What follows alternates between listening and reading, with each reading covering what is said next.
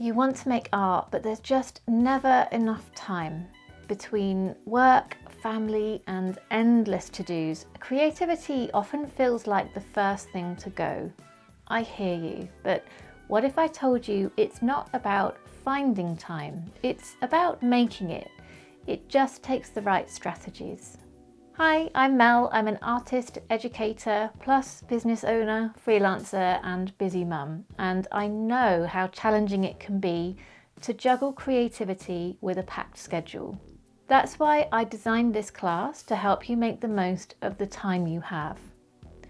In this mini course, I'll show you how to reclaim your creative time with 3 simple steps. You will start by defining your goal so you can focus on what really matters. You'll then make the time by uncovering hidden opportunities in your day. And finally, we'll optimize your time with strategies to make every minute count.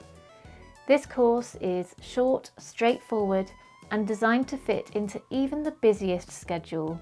And by the end, you'll have the tools you need to make consistent progress on your art, no matter how little time you feel you have.